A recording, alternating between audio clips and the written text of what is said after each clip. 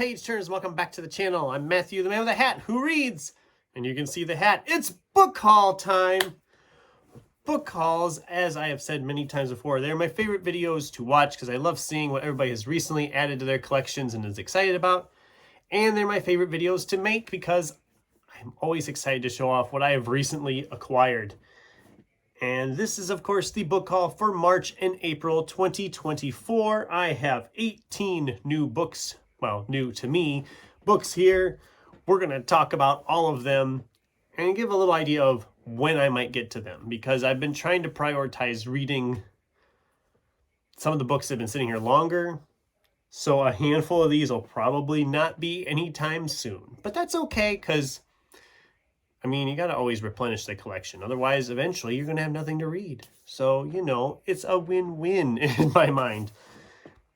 Some of these I'll prioritize because some of them I'm more excited about. But let's not waste any time. Let's get into it. Starting with a handful that I picked up at Half Price Books in March. I made a run to Half Price. I ended up bringing out 7 books from there. We'll start with David Weber and Eric Flint's 1633. This is a sequel to Eric Flint's 1632, which I haven't read yet, but I've had it sitting here a while. I'm hoping to tackle it sometime this summer, preferably soon. Earlier the better, if that makes any sense, because 1632 has been sitting here a while.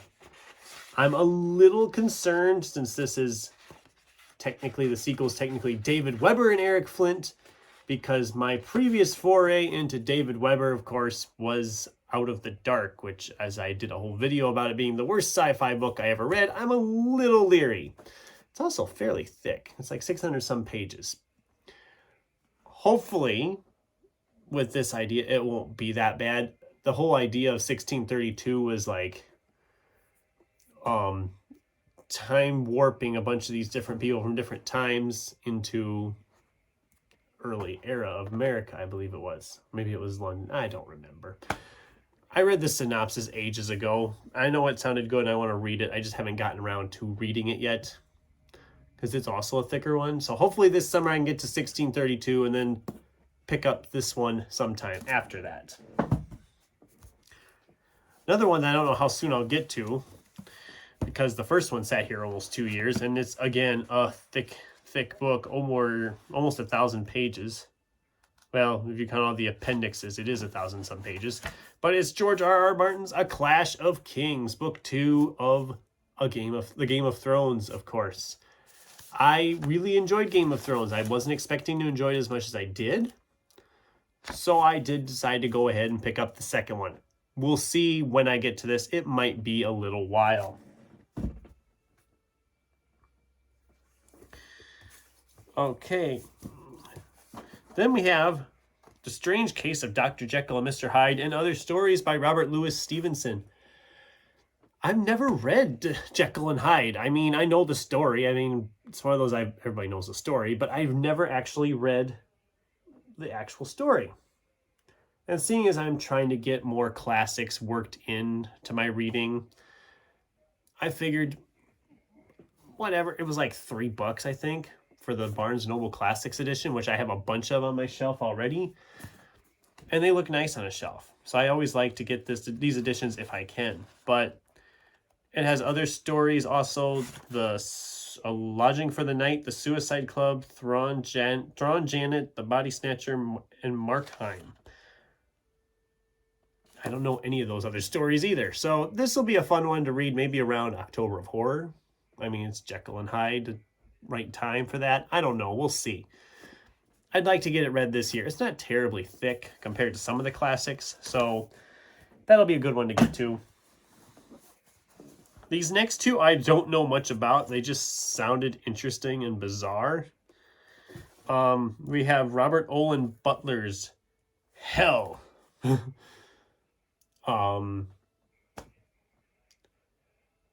Yeah, it sounded interesting.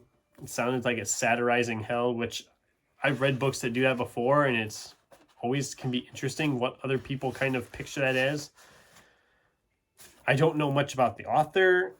I've seen it's a Pulitzer Prize winner, which who knows what that means in a book anymore. I mean, some Pulitzer, it's like any other award. Sometimes it just feels really pretentious when they give an award to something. And then this one I'd never heard of, but it was a time travel novel by Brian Paone. And it has a handy dandy little bookmark. How'd you Paone? Brian Paone. This is Yours Truly 2095. He's 114 years in the future, and he has a flawless, like, AI version of his wife, but he's trying to decide if he should stay there where everything's perfect or if he should go back to his own time and fix his marriage with his wife. Time travel is an interesting thing for me, and I want to read more. I want to do a video about like time travel literature at some point, maybe for Sci-Fi September. So if I get this read either in that month or by then, it'll be another one I can talk about. It sounded interesting. Never heard of it. Never heard of the author. Might be a self-pub, actually. Anybody ever heard of Scout Media? That's the publishing company. Then we have A. Lee Martinez's Helen and Troy's Epic Road Quest. I've read this author before. I've enjoyed a lot of these books by this author. I hadn't read this one. I never found a copy of it until now. And it looks nice and fresh, brand new almost. It'll be a good one, I'm sure. A. Lee Martinez is one of the better humorous fantasy writers. A lot of his books, they're perfect standalones, and they're usually hilarious. So I'm excited to tackle this one at some point. Not sure when. I mean, I've had his Constance Verity, the first two Constance Verity novels he wrote, sitting on my shelf for like 2-3 years now. So I'm not going to hold my breath on getting to that one anytime soon either. But then this was a really lucky find. This was like $4.99. I've been looking for this book for a while. This is Cameron Johnston's The Maleficent 7. I love this cover. It's from Angry Robot, who I've talked about before. I've been just really looking forward to this one. Obviously, it's got some Western vibes with the title like that. So I'm going to be reading it in June on the range next month, even though it's probably the farthest from a Western I'll be reading in the month. But I don't know. The cover is just fantastic, and I love the title. I can't wait. I've been wanting to read this one for a while, and this will be a good one for June. I really am excited for that. Hopefully it lives up to the hype. Then I was at a thrift shop, found this book by Nelson DeMille. I've never read any Nelson DeMille. This is The Gold Coast. It's kind of a plain looking hardcover. I mean, it's got some like maps in there. It's got a bookmark sewn in. It's a really nice edition of this book. It looks like a pristine, brand new copy. Copyright 1990, so it's not new. It came in this like slipcase, and it caught my eye because it was just such an interestingly packaged book. And like I said, it looks pristine. This thing sat on a shelf. I don't think it's even ever been read. I really don't. It looks brand new. And for $4 something, I thought, you know what? For that, I'm going to do it. If I don't like it, maybe I'll get something for it at half price because it's gorgeous. Like I said, the pages. The page is just crisp. It's clean. I don't know. I don't know much about it. DeMille's written a lot of books, and I was always going to give him a try. This, I guess, is the first in a series, the way I've read up on it. So it's probably one that'll sit here for a while, knowing me. I got to prioritize these books. I really do. I got to get at them. So then I made an order to Edward R. Hamilton Bookseller Company, ERHBC. I've done that before, of course. And got a handful there as well. One of them I tried to order, they didn't have them when the order came, so I had got a refund on the one. That was Josh Mallerman's Goblin, I think it was. Yeah, it was Goblin. I know it was Mallerman, but couldn't remember if it was Goblin or something else. It was Goblin. So the ones I did get, though, included Louis Bayard's The Pale Blue Eye. And yes, it has the Netflix sticker on it that I know some people get annoyed about. But I watched the Netflix movie, and the movie was awesome. Essentially, it's a murder mystery set in the 1830s around West Point Academy. And our detective is kind of joined by one of the West Point alums, or one of the students at the academy, who happens to be Edgar Allan Poe. The movie was great, so I'm really excited to try out the book. I've never read anything by this author before, but I am excited to give this one a shot. I'm looking forward to it. I think it'll be a good one. If it's anywhere as good as the movie, I'm in for a good time. So then we have Alex Jennings' The Ballad of Perilous Graves. This is a fantasy set around New Orleans with magic and music. Again, I love the cover. It's a simple cover, but I love the cover. Again, never read this author before, so I don't know what to expect. I read a synopsis ages ago, and it sounded really good, so... And besides, we got this really cool map. I mean, look at the map. There's like skeletons in the dead side of town. We got all this other stuff going on. Don't know when I'll get to it. Hopefully sometime this year, but it might not be till next year. That's kind of the case with a lot of these. Here we have Claire Frank's Burnt, a memoir of fighting fire. Firefighting is just an interesting thing to me, and this one sounded interesting. A memoir. What the heck is happening here? A memoir about this female firefighter. This one page, look at this. This page is like bent, something fierce in here. But I really thought it sounded interesting. So I thought I'm going to pick it up because I need to read more nonfiction anyway. I've been getting into more nonfiction, mixing it in with my vast abundance of fiction. So hopefully I can get to that one yet this year. Maybe November. I don't know. I haven't got anything planned for November yet. And then I've been trying to fill out my sci-fi September because I haven't got enough there yet. This is the sequel to Mickey 7. This is Edward Ashton's Antimatter Blues. Nice hardcover, pristine copy. Hopefully this lives up to the hype. The first one I really enjoyed. It was one of my top 10 last year, so I'm excited to dive into the sequel. Part of me wanted to pick it up right away, but I thought I'm going to wait a little bit. Maybe, like I said, sci-fi September to be a good time. I've got so much to read. All right, we're coming down the home stretch now. So my girlfriend and I took a day trip and hit a bunch of different stores. I don't know if this really counts as a book. It's very tiny. I mean, this is now the smallest book I have. It's like 300 pages though, and I'm a Harry Potter fan at heart. So this is from the films of Harry Potter. This is the mini book of spells and charms. And yes, it is tiny, like I said. But it's got some great illustration stuff going on here. That's actually kind of creepy. Ooh.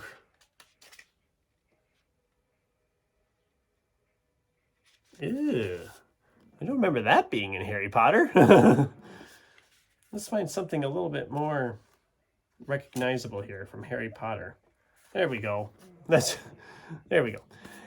It was an interesting little thing. It's like I said, it's pocket size, so I'll probably be able to, if I did all of a sudden read this cover to cover, it would not take me long probably to read it. But I just thought it was kind of cool. And I have questions with some of them imagery in here, so I really gotta tackle this one in some way. This one won't take me long. I probably won't even count it in my reading. I doubt it's even on Goodreads, so I'm not probably going to count it as part of my reading, but whatever. But then we were in a store that's predominantly a used bookstore. The guy was a book dealer for years, and he has this storefront, and the store is just filled with books. And I found a couple. I found a copy of the Darwin Awards, which is a book series or of books I wanted to always tackle. Essentially, it's commemorating those individuals who ensure the long-term survival of our species by removing themselves from the gene pool in a sublimely idiotic fashion. So, it ought to be fun. People killing themselves accidentally or whatever in the stupidest ways possible. There's like 3 or 4 of these books, I think. I believe this is the first. I couldn't find anything that said it wasn't the first. So this will be a fun one to tackle at some point. Nonfiction. So, you know, gotta get that nonfiction in. Then I found this really nice retro copy here. This is an early... I'm trying to figure out when was this edition. I'm not sure when this edition was printed. I'm not finding that information here. But it's a really nice old school copy of Ray Bradbury's The Golden Apples of the Sun.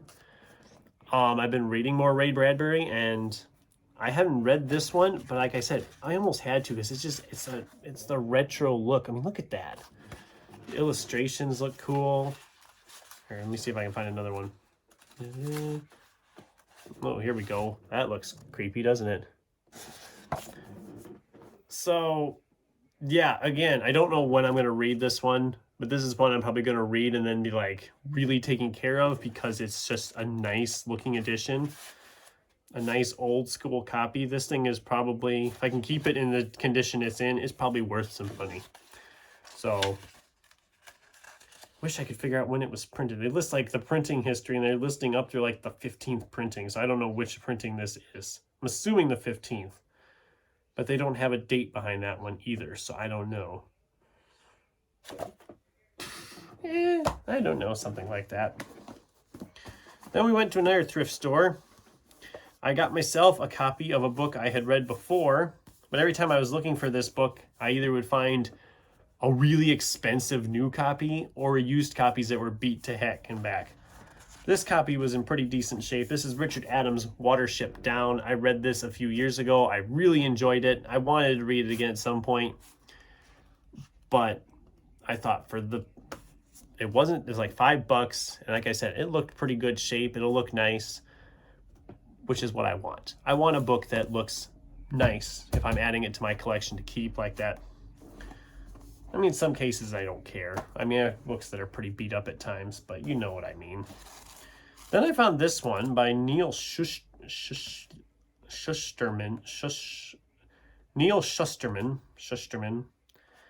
who of course wrote the Ark of Scythes trilogy, which I loved. He's also wrote a couple others. This is an earlier one, kind of more in like a teen horror vein. This is Full Tilt. Go to an amusement park, and it says in order to escape, they must survive 7 deadly rides by dawn, each of which represents a deep personal fear, from a carousel of stampeding animals to a hall of mirrors that changes people into their deformed reflections. It sounded interesting, and it was like $2. And I thought, I never even heard of this book by him. And yeah, it's teen fiction, so I can take that into account, but it just sounded interesting. This might be a good one to read like around October of Horror, maybe. It's probably similar to like a Goosebumps type book. So that's probably what I'm going to do with that one. I might stick it into October. It's not very long. It's like 200 pages, so it'll probably fly by pretty quick. I mean, the print's sizable enough. So Full Tilt sounded interesting. And then the last one is an author I've never heard of. Again, it's the first in a series.